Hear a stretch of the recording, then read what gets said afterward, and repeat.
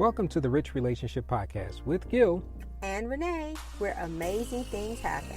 Our goal is to help build, repair, and restore healthy relationships. Our primary focus is on the marriage relationship. However, the topics are applicable to the relationships that we value most. Remember, we're stronger together. Let's grow.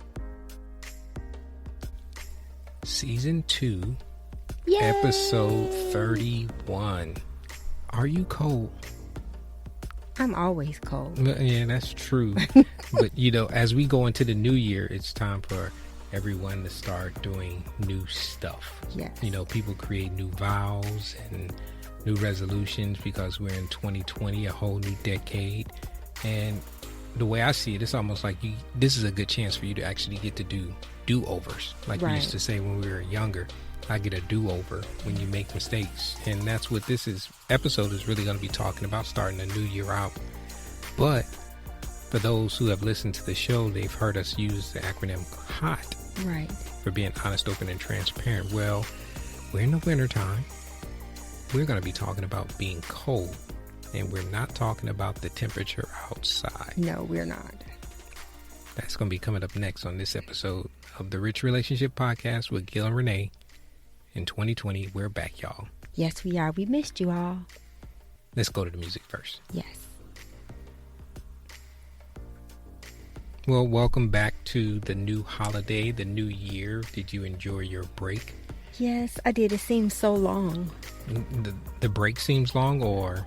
That we haven't done the show. It seems like it's been forever. I know when we were setting up everything, we were like, whoa. I was like, man, I forgot this and I forgot that. So hopefully everything is going to continue to get better. Yes, as the goal is. That's what we are trying to do.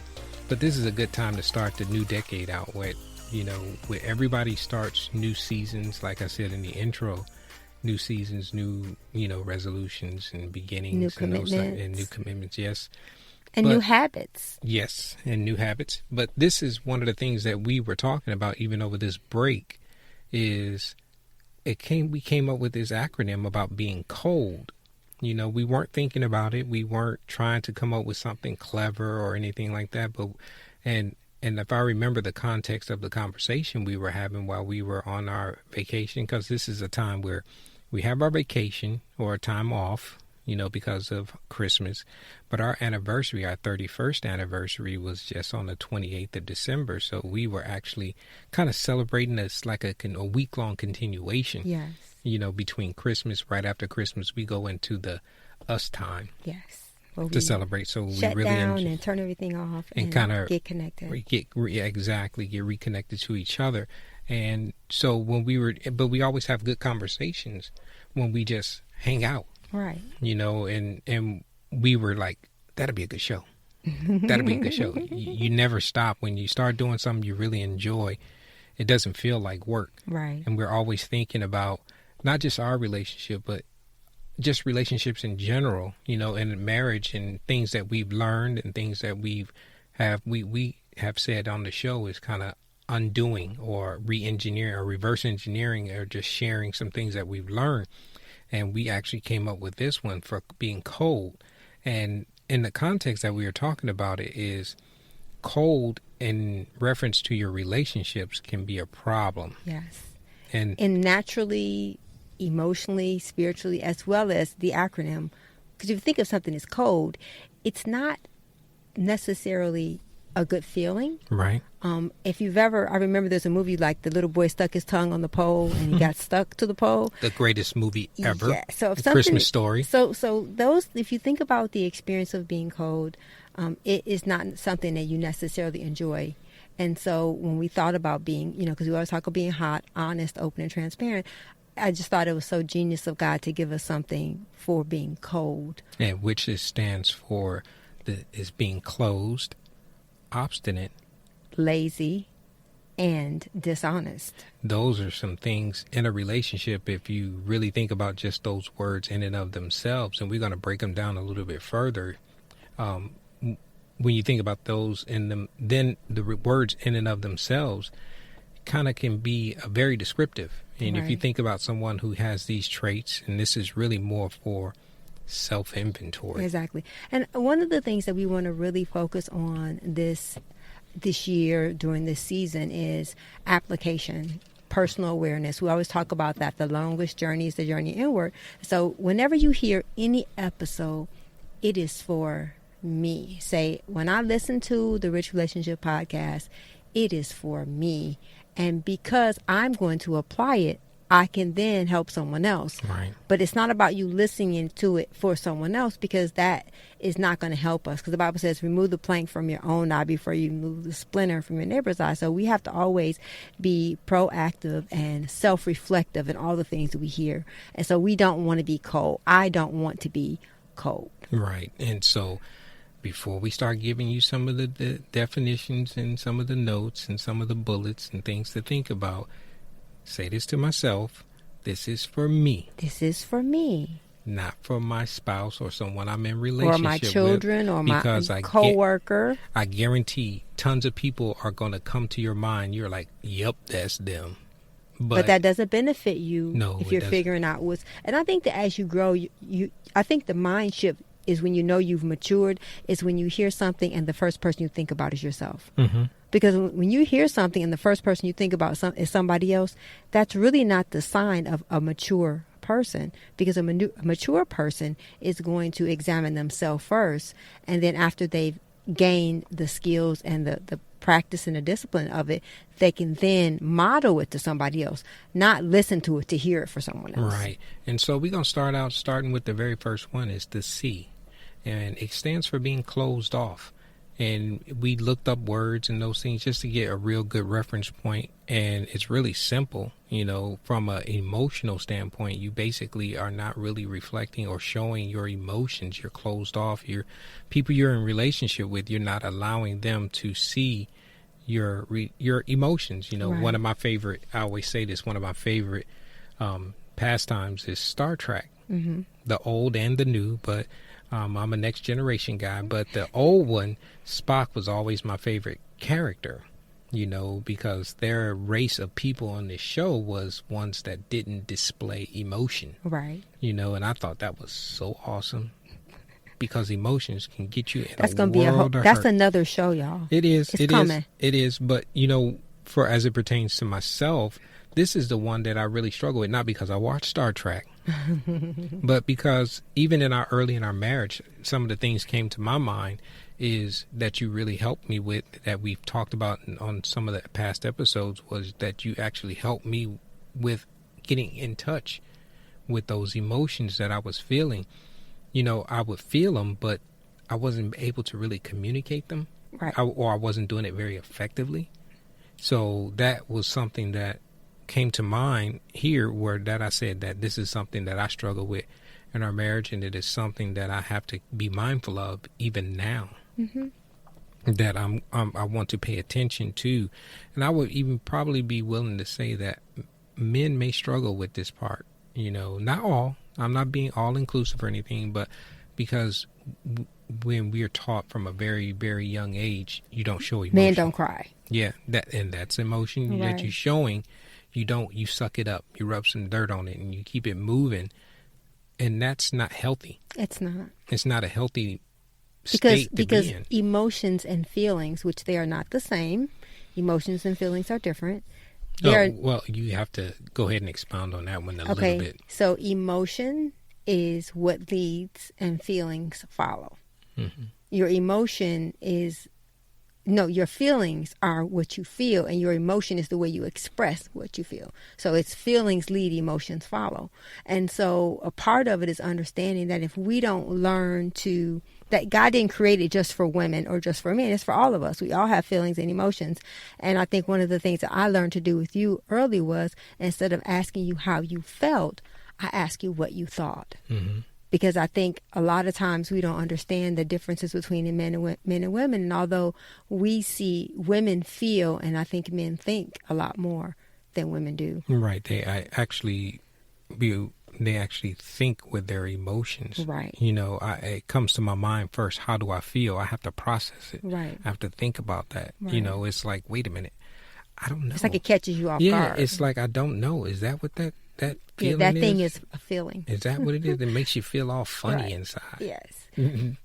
So that's something that we always thought about, or that I've always thought about. And as we've been married, we celebrated 31 years, and you've taught me a lot during that time frame of your, like you just described, with emotions, they follow. Yeah. And you've taught me the importance of thinking through my feelings and my emotions and making sure that I really nail down what am I really upset about.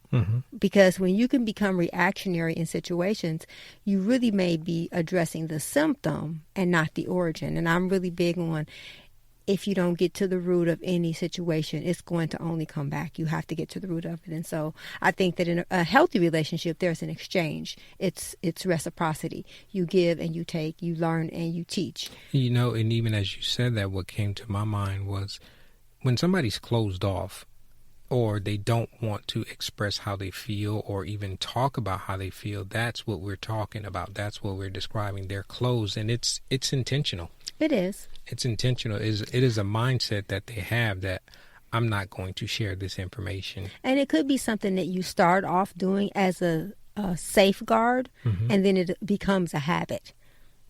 Right. It doesn't necessarily mean that you started off with the mindset of I'm going to keep people kind of out. Premeditated. But the thing is, a lot of times the habits, our thoughts, our habits, they all produce our lifestyle. And so until you're in an environment where someone brings it to your attention or calls you on the carpet about it, it's like, hey, this is not okay. And while it has to be a safe environment, that you have to feel safe with the person that you're confiding in or who you're trying to open up to, right? To share that information with. And it's something that have to be mindful of. So the first one is C, is talking about being closed off, and primarily emotionally. Right. Now the second one is a big one, and this one is the O, and it's being obstinate. You know, we looked up the word and it came, we were like, whoa, that's pretty good. But it's in simple definition is somebody who is stubborn, headstrong, unyielding, inflexible when you choose to do wrong. That's a mouthful all by itself. And it's funny because the first person, it's easy to think about children. I mean, because they haven't really developed the emotional ability to really navigate the difference between yes and no and getting what they want. But the thing is, that's fine when you're a child. But when you get to be an adult and you're still obstinate, it's just like seeing a child have a temper tantrum. You kind of give some grace for a child having a temper tantrum. But when an adult has a temper tantrum, that's a very unattractive look. Right. And it can be a personal trait. Doesn't mean that it's something, I think it's something that you've grown into because of experiences and things that have happened in life, but it is not something that you should live throughout your life or live in that constant state of being obstinate. And when we're talking about obstinate in this sense, is someone who is constantly not opinionated, because we all have our opinions, but it's rebellion. It's kind of a rebellion, but it's also unyielding when it comes to their opinion, because when you ever talk to someone and they just are going to hold on to their opinion and they cannot be wrong, regardless of what you say, you can sit there and debate with them and talk to them and even come up with good points that they can't overcome, but they still will not yield. They still will not change. Right. And that's a difficult place to be in. You think about it in the context of a relationship. Imagine someone who is obstinate in their relationship, that they just, well, this is just the way I am. Right. I am not changing for you. That's a tough spot to be in. And we're going to talk a little bit later at the end about some of the things that you can do and some things that can come to your mind. But it also is a cause and effect. Right. And when I say that, most people have, like I said before, they have strong opinions and strong ideals, but they tend to hold on to that because when they feel like something is being inflicted on them, they're losing control of their position. Don't tell me what to do. Right. That person is going to almost like have their dukes up, automatically go into a defensive mode. A defensive posture, You know, and this is something that we just talked about recently. When you think about it, it's a reward response. Mm-hmm. I know that sounds weird, but when I say a reward response, I'm talking, you ever seen a kid have a temper tantrum? Mm-hmm. They will yell and scream and do whatever kind of behavior they want to do, but their end goal is to get what they want. So they are basically being rebellious, being stubborn, being unyielding, being inflexible. And so basically their behavior is a distraction from the real issue. And it's that they've been told no. They've been told no. That's a simplest way to put it. They've been told no, or someone disagreed with what they wanted, so therefore they just decided, I'm going to cut up. Right. You know, and I'm just going to yield. I'm going to hold this position until you give me what I want. And again, we're going to get to some of the things. Just think about what I just said. The way you overcome that is by undoing that, not yielding, but not being in a position to where you hold them accountable for their behavior. But that's in the later part. We're going to talk about some of the action things that you can get to with that. They are attached to their disagreements because they also see it as a form of rejection. When you think about it, somebody who's obstinate, their opinion is so tied closely to themselves or their personal being that if you disagree with me, you're rejecting me. And you can agree to disagree. Just because someone doesn't value your ideas or your views, it doesn't mean that they don't value you. It means that you don't. That's an area, because nobody is one part. We're all multidimensional. And so just because we don't agree in one area, it doesn't mean we have to disagree in every other area. Oh, no, absolutely. You know, like you said, you have to agree to disagree, but that's a behavior that you have to actually grow into, right, as well, or you have to be yielded enough to be able to see and hear somebody else's position to say, you know what, while we may not agree, I'm just going to agree to disagree. Right. Not be a fight, so right. to speak. But it's also passive aggressive. You know, that's I can something. Believe that. But this is when I say it's passive aggressive in this context. Someone will hold their position just out of sheer hatred or spite of that person. I know that sounds ugly, and that's what we're talking about. It's being cold. Yeah, it is. It all goes together. And that's what we're talking about on this episode of the Rich Relationship Podcast with Gil and Renee is about being cold. We gave you the first letter of the acronym, which was closed, and we're talking about being obstinate. But the final point that I wanted to make on being obstinate, it's a painful how much effort that they actually expend to get to the long-term goal, which is to produce their own immediate results. It kind of goes back to that temper tantrum. They want what they want when they want it. And you know what makes that really bad? I think about when you talk about giving someone the cold shoulder. Mm-hmm.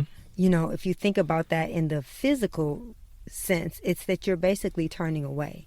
Right. You know, you're positioning yourself where no one can get to you. Mm-hmm. You know, you're keeping distance between you.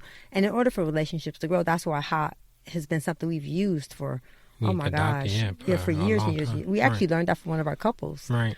And so we thought that it was really important, if you're going to talk about one end of the spectrum, you have to make people aware that everything has two sides. Every coin has two sides. And so while we want everyone to be hot, I guess before you can be hot, you're probably going to be cold. Right. And you have to be aware of what cold really looks like. is. Exactly. And so that's what this is really all about, to where you look at, am I being cold? But then what can I do about it?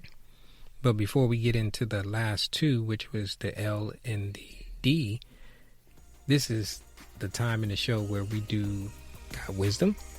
Got questions. It's that time. It's that time. See, that didn't change. You still like doing that I part. love that. I love that. And thank you. Absolutely. Thank you to everyone who's listening and sharing. Thank you for all the people who called us and messaged us and said, hey, I'm like running out of episodes. We miss you guys. I mean, one of our friends, Ian, she was just talking about how she's learned so much from listening to the podcast, and it's changed her appetite for what she listens to. So she's gone from listening to, I'll say, fast food type media to listening to the Bible and listening to The show. the show. And so I just I'm thankful for that. And thank you, Zion, for sharing that. It was very encouraging. Thanks for all the people who have left comments and emailed us. And we have so many new people who are going to be on our show for Coming up, 2020. season 2, yeah. Season 2. So we're really excited for all of our new guests. And we're going to have a lot more guests on this year, because we want to make sure that we are building rich relationships. Right, and not just us talking and Right. talking about the things that we share, but there are people out there who have good information that they get. And their story is Yes, valuable. absolutely. And so before we get to some more stories and some more of this episode, the question comes from Ellis here in Montgomery. I'll start it out with that. I'll let you do this one. And the question was, I always want to keep the peace. So she's a peacemaker. And not create more drama. But how do you take a stand and not become a doormat? You know, that's my life, man. What do you mean? I guess a part of it is that, you know, when you have the personality that you want to keep the peace, you want things to be right, you want people to get along. One of the things that I can say that has helped me was establishing some boundaries. Healthy boundaries. You have to have healthy boundaries, because if you're giving someone what they want and they're demanding it, you're really not helping them. And so there's a difference between keeping the peace and compromising your own peace. Right. And so if I have to if me giving you what you want causes me grief or heartache, or I feel that if it's not reciprocated, if it's not something we both are working towards, then you have to really just set some healthy boundaries. You have to know when to say no and know when to say yes. Right. And I think about this because I think I'm this identify with me so much, because I try and I am a mediator. I always I do want to keep the peace. But one thing that I learned is, just because you are trying to keep the peace doesn't mean that the peace is going to be there. Right. I know that sounds weird, but is it really peace, or is it just denial? And that's what I was getting to. It's just, you're just sweeping it under the rug. You're just not dealing with it and not confronting it. Somebody who's a natural peacemaker doesn't like conflict. Right. And I was a police officer, and conflict is something that is inevitable. Right. You know, that not just in bad things happen, but just in life. Right. You always say that conflicts are only bad when they become personal. Exactly. And so when they... unresolved. The only bad conflicts are the ones that are personal or unresolved. Absolutely. And then the God wisdom, you kind of threw me off with this one. I'm going to let you do this wisdom, because you were reading something from a celebrity. I know, guys, I don't know Will Smith. I don't know him. But the wisdom was in a post, and it basically said, read the post, babe. And it says, stop letting people who do very little for you, stop letting them control your mind, your emotions, and your feelings. I thought that was so appropriate, because one of the things that someone said, don't let someone live in your mind for free. Don't let them take hostage or take you and put you in a place that you shouldn't be. We have to, again, not only set boundaries, but we have to also value ourselves enough to realize that some relationships are just going to be cold. Right. And we have to be able to understand that and not take it personal, and not feel like we're doing something wrong when we, set a boundary, or when we make a decision about where we want to invest our time. Because no one wants to spend their time. The post says, it's a picture of someone being out in the cold. Who wants to stay out in the cold? Yeah, no nobody. one does. No. And so I thought that was an appropriate post, an appropriate Got Wisdom from Will Smith. So that's Got Wisdom, Got Questions. So if you ever want to send in a Got Wisdom or a Got Question that we can share on the show, you can send it in via email at richrelationships.us@gmail.com. And so we'll get to that, and we'll actually post it. And one of the things that I wanted to bring up here, even in one of the things that you worked on at the end of the year, and maybe people may not be aware of, you can actually pick up the show on YouTube. Yes, you can. One of the services we use that actually posts the show actually creates a YouTube file. It doesn't have video, We don't know if we're going to do video yet, but One of us wants to do video. It's coming. But I don't think y'all want to see our closet, but that's a whole nother show in and of itself. And so if you ever want to send that in, you can actually, again, reach us at richrelationships.us@gmail.com for Got Wisdom, Got Questions. Gil and Renee Beaver's over 30-year relationship is the genesis for the Rich Relationship Podcast, which is designed to empower individuals with the tools, principles, and the community needed to unpack ourselves, our past, and our preconceived notions associated with relationships. Let's get empty and grow together so that our lives will be filled with love and healthy, rich relationships. Now let's go into our show. So we're talking about the acronym of being cold. Don't be cold. Don't be cold. Come out from the cold. Come out from the cold. And this is really talking about being cold as an opposite to what we talk about being honest, open, and transparent about being hot. So we already gave you the C and the O. So if you missed that, you may want to go backwards a little bit and catch up and hear it again. But now we are on the L. This is the L part of cold. The L part of cold is don't be lazy. A person who is lazy is a person who does not put forth effort. They're not willing to achieve the things that they want to achieve. They're not working towards goals. Mm-hmm. A person who they want to sweep things under the rug. There's idleness. There's procrastination.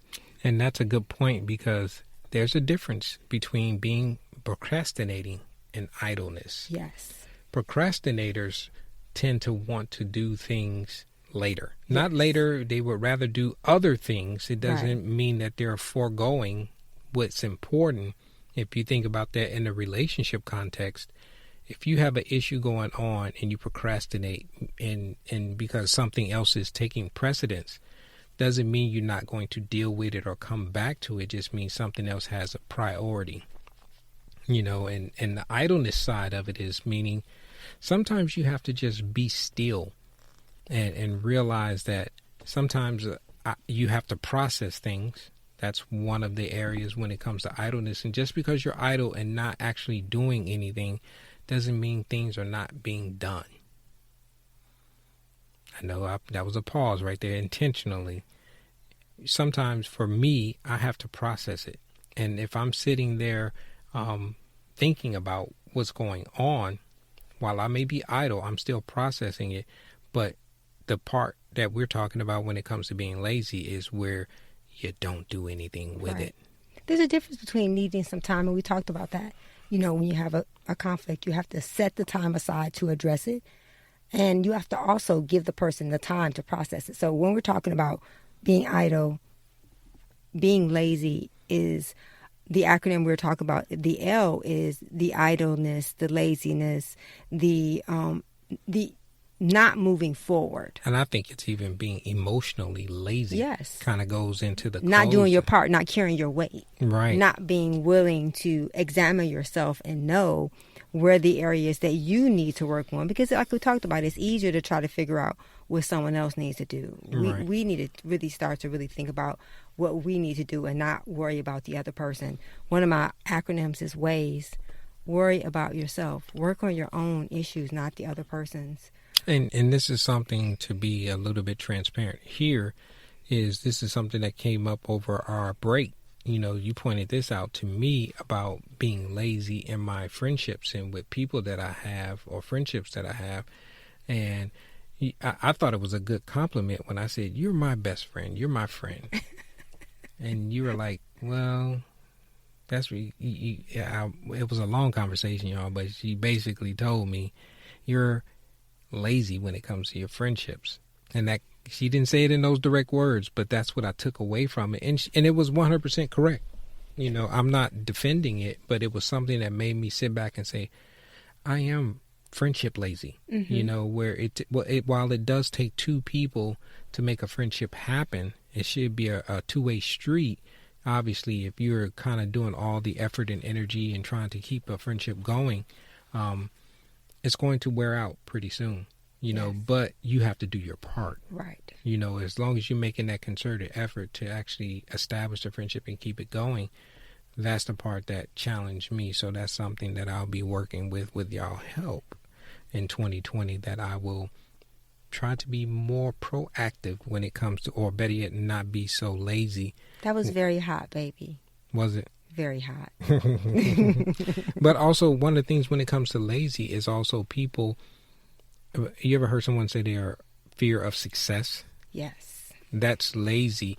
And I think it's for really two reasons when you think about it.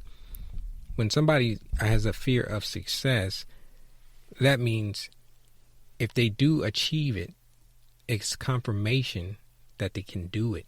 Right. And then there's a record that you did it before, so that means you have to be able to do it again. That was part two. Yes. You know, being able to do it again or continuously repeat it. That is what, and so you have no more excuses. You're taking away those excuses. So that's something to think about. You got to keep that effort going. And another area where you can be lazy is in valuing yourself. You can be lazy in relationships and make the other person the priority, and not make God and yourself the priority. So that's another flip side of it. Because I think for me, I was always like you jokingly say that I'm easy to be in relationships with because I do everything. Right. And that is a sign of being lazy, because I don't give people the time to carry their weight. Right. And so you can be lazy more than just not moving forward. You can also be lazy about the way you value yourself. You have to value yourself as well. That has to be a part of your makeup. So now you have the C, which was being closed. Now you have the O, which is being obstinate. And the L was lazy. And then the D is dishonest. What do you Just mean? tell the truth.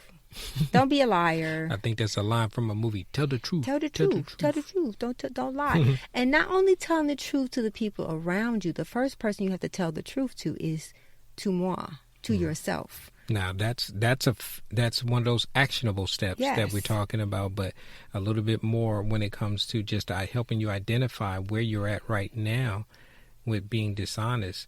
You know, by definition, is someone who's not trustworthy. Right. You know, or being fraudulent. Right. You know, in a sense. Or saying one thing and doing another.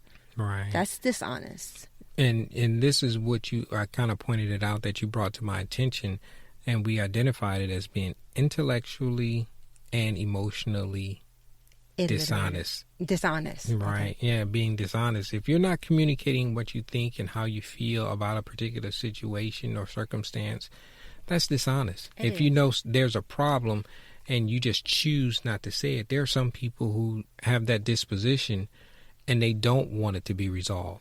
They want to, almost like they want to hold on to their little bit of dishonesty. And when you ask them, is everything okay? Yeah, everything's fine. Everything, I'm good.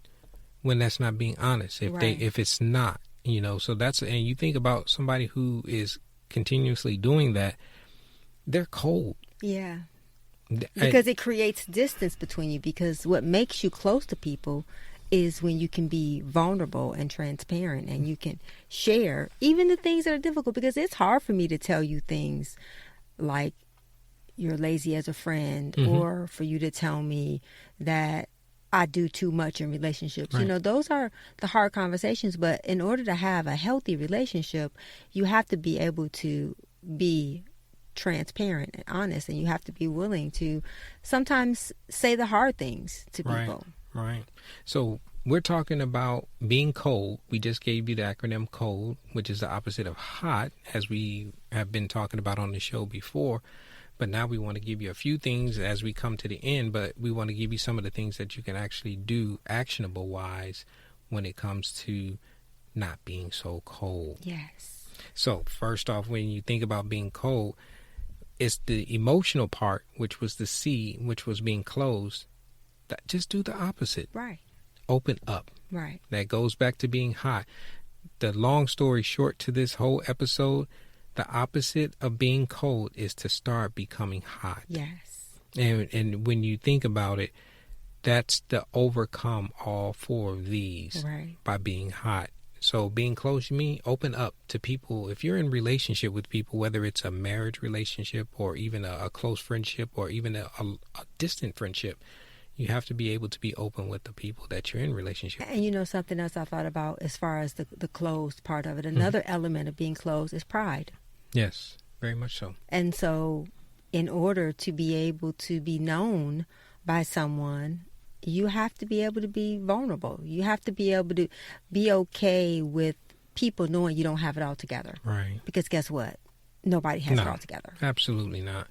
And then, so that's for being closed. And for being obstinate, someone that is ill-tempered and stubborn and those types of things, one way you can help overcome that is not confront them to challenge them, but confront them to actually bring have it to them, their attention. Bring it to their attention, but also have them explain why they hold that position. Right.